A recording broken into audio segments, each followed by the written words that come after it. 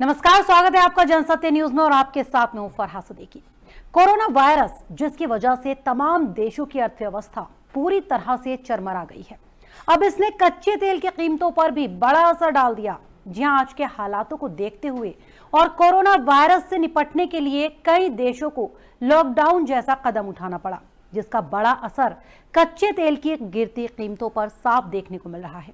1986 के बाद पहली बार कच्चे तेल की कीमत शून्य से भी नीचे चली गई।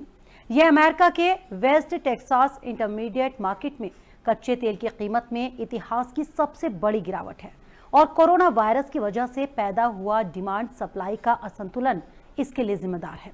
कोरोना वायरस संकट के कारण कच्चे तेल की मांग में कमी आई है और तेल की सभी भंडारण सुविधाएं भी अपनी पूर्ण क्षमता पर पहुंच चुकी हैं।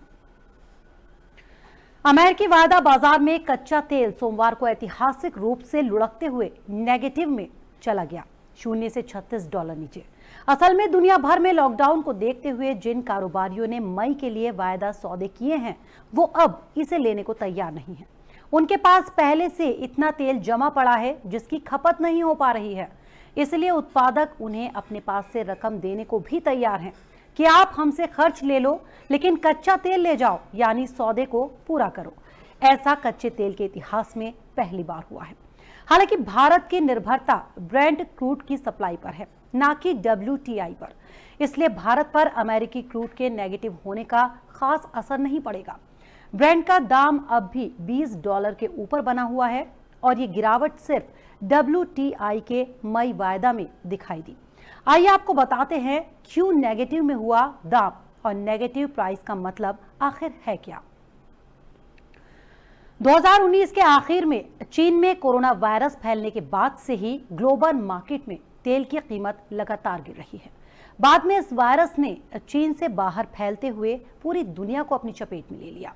जगह जगह लॉकडाउन है, ज्यादातर जगहों पर ट्रांसपोर्ट तकरीबन बंद पड़ा है। इस वजह से तेल की डिमांड बहुत ही ज्यादा घट गई है।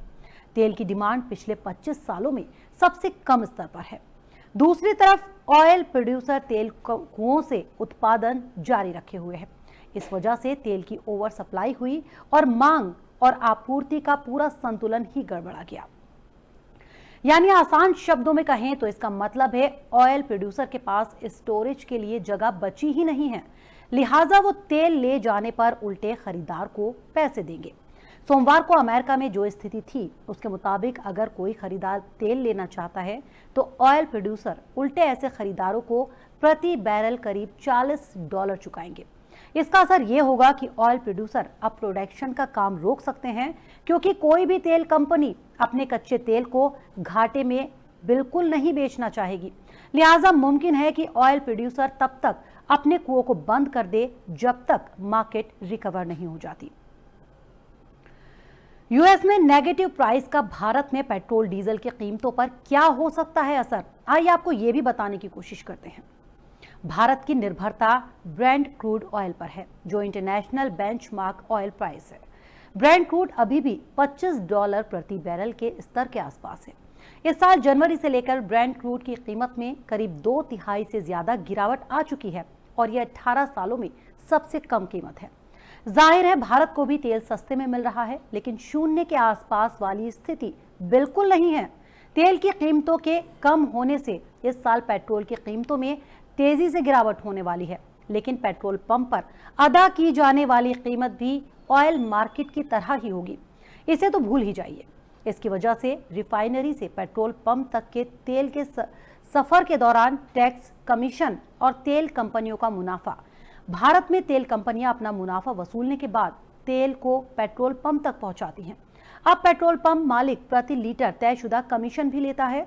रिटेल प्राइस में एक्साइज ड्यूटी और वैट और सेस भी जुड़ता है, जिससे उपभोक्ताओं को अपनी जेबें काफी ढीली करनी पड़ती हैं। तो आइए आपको ये भी बताते हैं कि भारत में पेट्रोल पंप तक पहुंचते पहुंचते इसकी कीमतें आखिर इतनी कैसे बढ़ जाती हैं। रिफाइन करने के बाद तेल कंपनियां चार्ज लेकर तेल को आगे बढ़ाती हैं। पिछले महीने तक भारत में तेल कंपनियां पेट्रोल पर प्रति लीटर करीब 14 रुपए और डीजल पर प्रति लीटर करीब 17 रुपए चार्ज ले रही थी। अब इस पर एक्साइज ड्यूटी और रोड सेस लगता है। पिछले महीने पेट्रोल पर यह प्रति लीटर करीब 20 रुपए और डीजल पर करीब 16 रुपए था। इसके बाद नंबर आता है पेट्रोल पंप मालिक के कमीशन का। वो पेट्रोल पर प्रति लीटर 3.55 रुपए और डीजल पर 2 रुपए 49 पैसे तक कमीशन लेती हैं। इन सबके ऊपर फिर वैट लगता है। दिल्ली में पेट्रोल डीजल पर 27% वैट है। इस तरह क्रूड ऑयल से रिटेल में आते आते तेल की कीमत करीब 3 से 4 गुना तक बढ़ जाती है। भारत में कैसे तय होती है पेट्रोलियम की कीमत, आइए इस पर भी एक नजर डालते हैं। तो जब भी कच्चे तेल की कीमतें गिरती हैं तो तमाम तरफ ये शोर मचने लगता है कि पेट्रोल डीजल के रेट कम क्यों नहीं हो रहे। असल में भारत में पेट्रोल डीजल के रेट क्रूड के ऊपर नीचे जाने से तय नहीं होते, बल्कि पेट्रोलियम कंपनियां हर दिन दुनिया में पेट्रोल डीजल का एवरेज रेट देखती हैं। यहाँ कई तरह के केंद्र और राज्य के टैक्स निश्चित हैं। भारतीय बास्केट के क्रूड रेट अपने बही खाते पेट्रोलियम डीजल के औसत इंटरनेशनल रेट को ध्यान में रखते हुए पेट्रोलियम कंपनियां तेल का रेट तय करती हैं। इसलिए कच्चे तेल की कीमतों में उतार चढ़ाव का हमारे यहाँ पेट्रोल डीजल की कीमत पर तत्काल असर ही नहीं होता। भारत या दुनिया की इकोनॉमी के लिए कच्चे तेल की कीमतों का गिरना कोई शुभ संकेत नहीं है। आज कोरोना संकट की वजह से दुनिया की इकोनॉमी पस्त है। भारत में भी लॉकडाउन की वजह से पेट्रोलियम की मांग में भारी कमी आई है।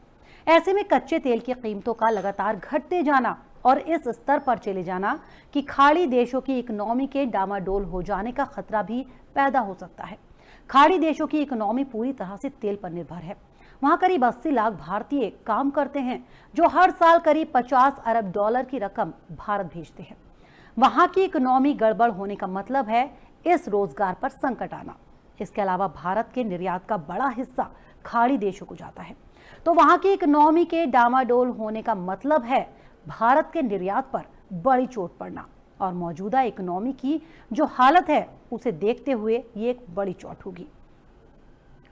कोरोना वायरस संकट के मद्देनजर मांग घटने से कच्चे तेल की कीमत सोमवार को $0 प्रति बैरल से भी नीचे चली गई, क्योंकि कोई भी व्यापारी फिलहाल कच्चा तेल खरीदकर उसे अपने पास रखने की स्थिति में नहीं है। तेल के ओवरफ्लो की स्थिति अमेरिका में है। बाकी देशों में डिमांड जरूर कम है, लेकिन ओवरफ्लो की स्थिति नहीं है। अमेरिका में प्रोड्यूसर हर दिन 1 करोड़ बैरल तेल का उत्पादन करते हैं।